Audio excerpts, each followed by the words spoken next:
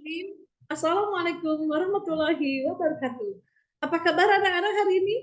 Mudah-mudahan kalian dalam keadaan sehat walafiat dan selalu ada dalam lindungan Allah Subhanahu wa taala. Baiklah anak-anakku, pada pertemuan ini kita lanjutkan materi yaitu tentang negara-negara kerajaan Hindu-Buddha di Indonesia.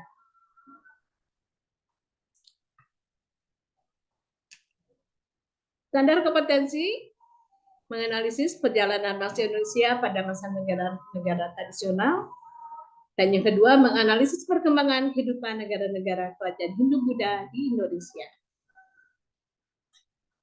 Proses masuk dan berkembangnya agama dan kebudayaan Hindu di Indonesia. Masuknya Hindu dan Buddha di Nusantara dimulai pada awal abad 4 Masehi melalui jalur perdagangan.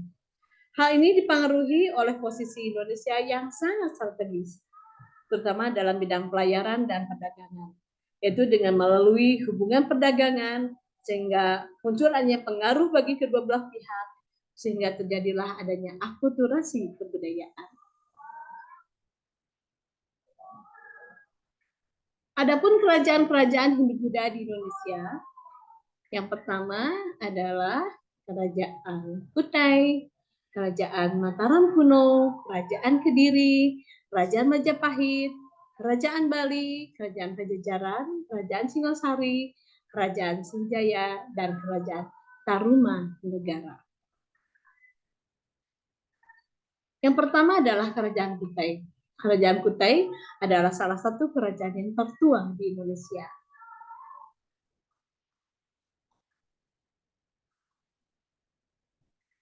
Kerajaan Kutai merupakan kerajaan Hindu yang pertama kali berdiri di Indonesia setelah berkembangnya pengaruh dari India. Hal ini berdasarkan prasasti Yupa yang ditemukan di daerah Kutai sejak tahun 400 Masehi di Kalimantan Timur. Adapun silsilah keluarga kerajaan Kutai, pertama adalah Kudungga, yang kedua adalah Asmawarman, dan yang ketiga adalah Mulawarman. Adapun sumber sejarah, ada istilah lain yang bernama Yupa. Yupa adalah sumber informasi yang diperoleh dari tugu dalam upacara pengorbanan yang berasal dari abad keempat. Ada 7 buah Yupa yang menjadi sumber utama bagi para ahli dalam mengeksplorasikan sejarah kerajaan Kutai. Salah satu Yupa tersebut diketahui bahwa raja yang memerintah kerajaan Kutai saat itu adalah Mulawarman. Namanya saja dicatat dalam Yupa karena kedermawanannya menyedekahkan 1000 ekor lembu kepada Brahmana. Bagaimana kondisi sosial budaya? Bila dilihat dari letak kerajaan yang berada di dekat sungai, maka diperkirakan masyarakat Kutai hidup dari bercocok tanam dan juga berternak.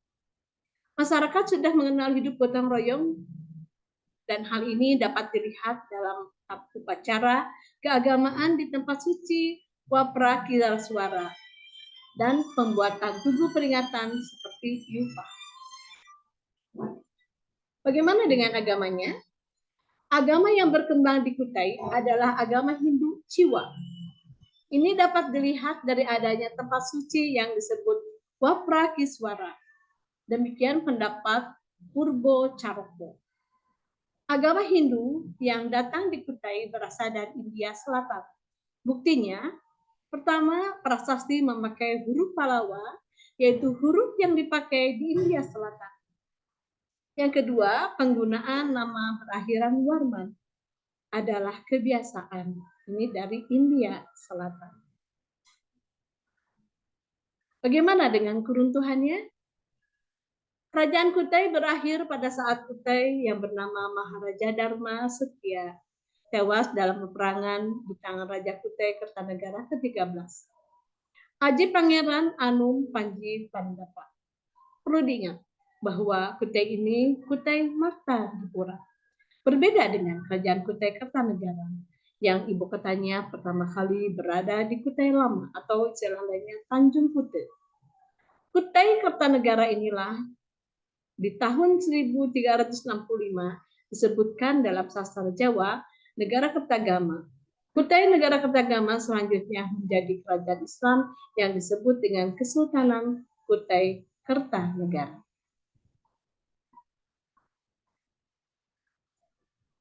Adapun kerajaan yang kedua setelah kerajaan Kutai adalah kerajaan Tarumanegara. Tarumanegara atau kerajaan Taruma adalah sebuah kerajaan yang pernah berkuasa di wilayah barat Pulau Jawa pada abad ke-4 sehingga abad ke-7 Masehi.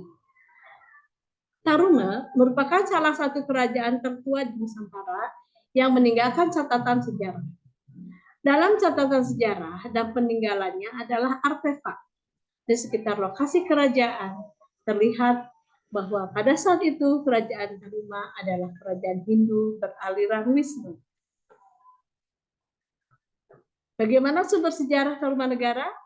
Ternyata ada ditemukan prasasti, di mana prasasti yang pertama di Purnawarman adalah prasasti Ciaruken, prasasti Muara Cianten, prasasti Kebon Kopi, prasasti Jambu di Pasir Kleaka, dan prasasti Cinanghiang serta prasasti Tugu. Semua ini ada di Kota Bogor. Dan inilah prasasti-prasasti kerajaan Tarumanegara. Seperti yang dilihat, ini adalah prasasti Tugu, prasasti Cinanghiang, Muara Cianten, dan prasasti Jambu. Selain itu juga ada prasasti Ciaruken, prasasti Kebon Kopi, prasasti Awi. Bagaimana agamanya? Berdasarkan berita Fahim yang pernah singgah di Yepoti pada abad ke-5, diketahui bahwa terdapat banyak penganut agama Hindu, sedangkan orang Buddha sedikit. Agama Hindu yang berkembang di Taruna adalah Hindu Brahmana. Pendapat ini didasarkan adanya pemberian 1000 ekor lembu dari Purnawarman kepada para Brahmana. Nah, bagaimana keadaan sosial budaya? Tentu saja masyarakat Tarumanegara hidup dari bercocok tanam.